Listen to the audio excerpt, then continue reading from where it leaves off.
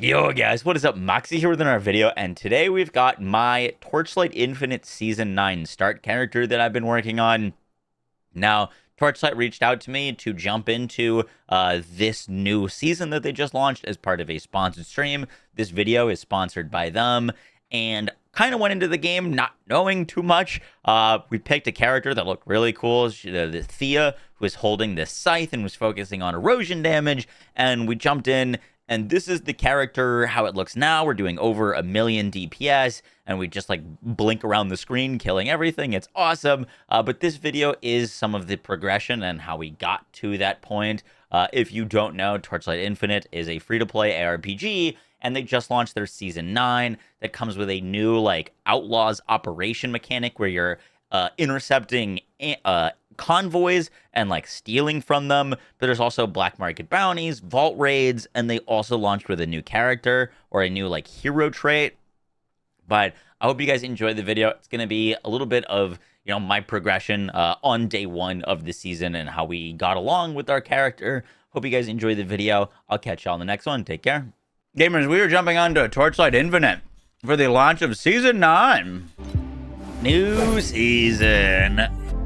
Oh my god, there's a lot of new characters since the last time I played. I played a Berserker Rihan build my first time playing this. I did this lady, Frostfire Gemmo is pretty fun. And I've done I think it was him. We did a Space-Time Yuga. You can convert blessings into sacrilegious power that increases the erosion damage dealt to a single enemy and cause erosion explosions with large area of effect. We might play her. This looks cool. I dig her vibe. Let's do that. Let's do that. She looks dope. So our starting skills, we put down this puddle. Not bad, not bad. This is a very blasty game, by the way. It's like, it's I would most relate it to like, you know, like a D3. The thing is, it's got some inspirations from PoE because their skill system's actually quite good. So what got me hooked on it in the first place. So, you know how like PoE, for example, you have like a skill that you link to certain sub-skills. So like you could have a bow and arrow attack and then you could link it to the ability to make it split arrows and maybe make it do burning damage or stuff like that. This is like that, but it's on an energy system. So I don't really have any energy to mess around with right now, but Haunting Abomination is my skill, so it goes in the middle. But you fill your main sockets with different skills. So like these are all of the skills, and then you can add passives to them. Once I get enough power, this Haunting Abomination, which is an intelligence-based skill that does spell damage and spell erosion, I could link more AoE damage or more damage over time, or like make enemies that get hit by it explode. And if I'm using a bunch of different abilities, you kind of have to divert the energy to different skills to see which one you want to add the most amount of sub things to. And then you get these different, like, skills trees. So, like, it's telling me which one is good for me. Like, this is an attack skill tree, this is speed skill tree, spell skill tree. This is dot erosion, which is what we're focusing on. So this is what we're going to spec into. And then as you put points into across this, at the 12 mark and the 24 mark, we're going to get a, like, main thing. So we can get 50% chance for damage over time to spread to targets, 10 affliction inflicted per second, 30% additional affliction effect, or deterioration chance.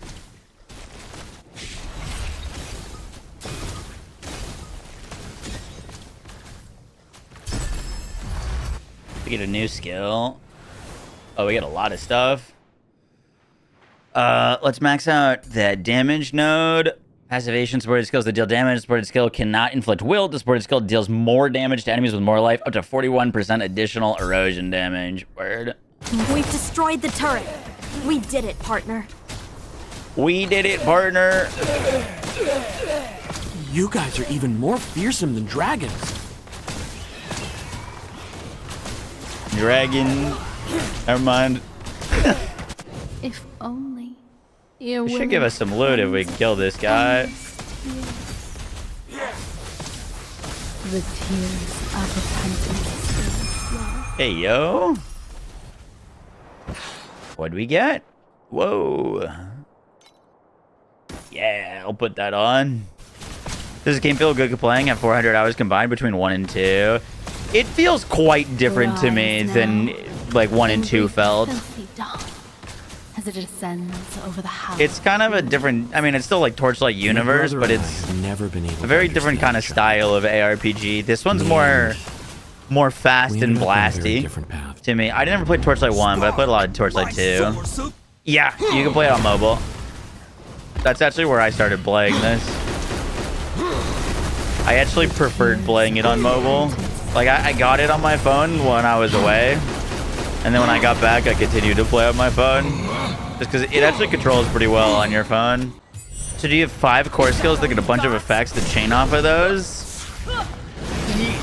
It boils down typically to having 1 main skill, 1 teleport skill, or 1 sort of like movement skill.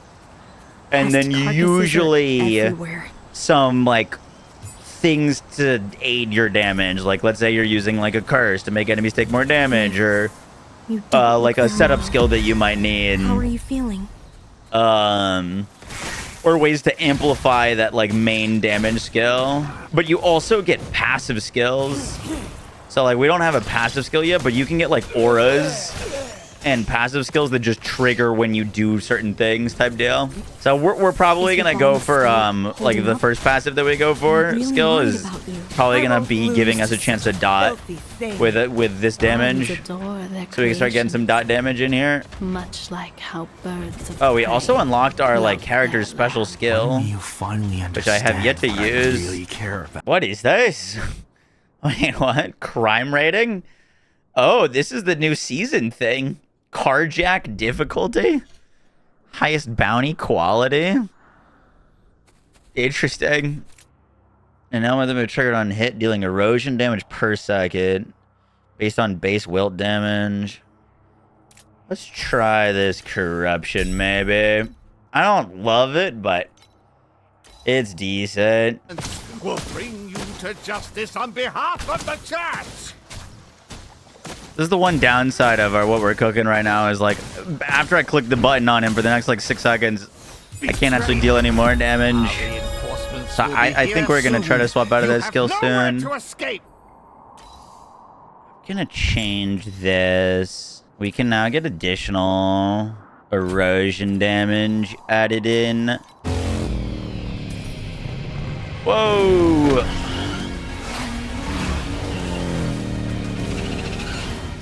Enjoy this to our heart's content. Flames. Oh, dude. Our skill is kind of nuts for here because it tracks her. I just need to click her and it'll follow. Come on. Oh, she's just dead. Boom, boom, boom, boom, boom, boom, boom, boom. Hey, we finally got our passive. Oh, it's giving us a free one. Some are Thunder Magus. We get additional attack and cast speed. Origin of Thunder. Activate. You know what we could try? We could try Black Hole. And then let's change this to Arcane Circle. I'm curious to how that looks. It is a little weird because I was expecting to scale this as a dot build. And I kind of still would like to make it a dot build. But I don't think the base skill that we're using would, like, even if we fully sent dot, I don't think it would benefit from it too much. I think we want to find a base dot skill, something that dots at base and then build off of it. The only reason I'm fiddling around with our build so much is I've played Torchlight on other characters before. And in comparison to some of our other runs, this is quite slow. Like, our kill speed is quite slow for, like, Torchlight standards, if that makes sense. That's why I'm, like, fiddling around so much. Because I've played some characters where, like, you don't even see the enemies. Like, at this, honestly, even, like, at level 35, we're just blasting. Well, at level 55, we get Mind Control, which was apparently nuts last season. Let's, I mean, builds changing is so easy in this build. Let's try Shadow Shot, Swamp. They seem like they've got some interesting synergies. They're, like, totally dot-focused. We'd want, like, extra projectiles on this, I think. Multiple projectiles. I think that is what we would want. We were just confessing the same decay, different languages. Oh, dude, so you just put down one You just put down one swamp, and then you shadow shot, and it moves the swamp wherever you shoot. Interesting. Let's put Reaping Agony on shadow shot so it can reap dot. And then... Ooh, jumping might be kind of neat. That could be really interesting if it like teleports around and makes the thing teleport around as well. Let's see how we're looking. This could be just worse than what we were doing before. Okay, not gonna lie. I think we've made a worse build. Where'd all our damage go, brother? After we kill this boss, we'll fix it. Yeah, it seems like this haunting thing's kind of our only option until at least level 50. That's when we unlock Wilting Beam, Shackles of Malice, and Mind Control. Which all look kind of like skills that we could build around. Like this, take additional 27% damage over time. Is that... that technically is us. So we're back basically to our old skills. But we are on a dot spec now instead of a hit spec. So let's see if it looks any better or not. It looks like we basically just need to make it to level 50, which is where things get crazy. Yeah, I did. I mean, look at the difference in damage of what we were doing last time. It's like night and day. I was trying to be cheeky, see if we could make a better build, but I think the one that we had come up with originally was the best we had. The cables run all the way here. I think we were chilling. What is this? Plus 10% additional erosion damage. Enemies within 6 meters of a desecrated target have a 30% chance to explode when defeated, dealing erosion damage equal to 10% of their max life to enemies within 3 meters. Enemies within 6 meters of a desecrated target. And this is desecrating on auto for us. Ooh, that's pretty cool. I wonder if deterioration can crit. This lady is getting on my nerves. Oh, please, a puzzle. Oh, we're screwed. Smash up her offerings. Wait, is this just loot? Oh, wait, I can do this. This is not a puzzle. I like this. Good puzzle. Twilight stuff. Let's go. Puzzle of just free loot. See, Destiny, this is how you do puzzles.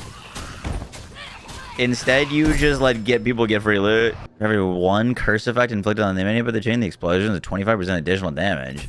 That sounds cool. Let's try this with jump. Plus 2 additional jump sounds cool. Yeah, let's do passivization.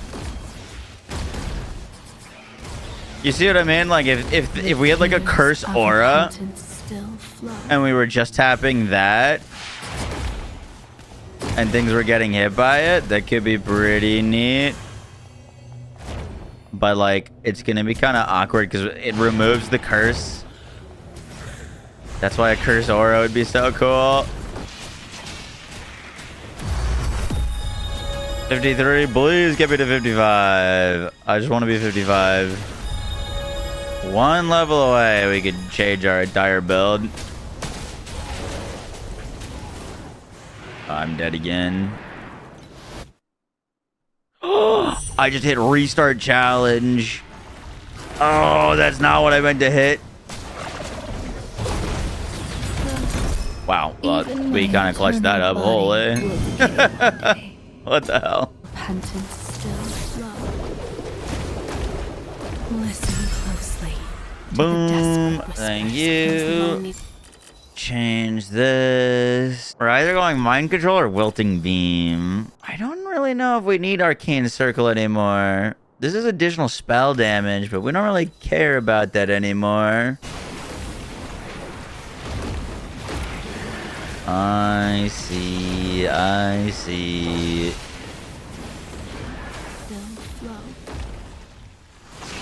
Well, those beam refractions look pretty sick. Dude, how do we stay up till 4 a.m. playing this game? What happened? Our sponsor ended 3 hours ago.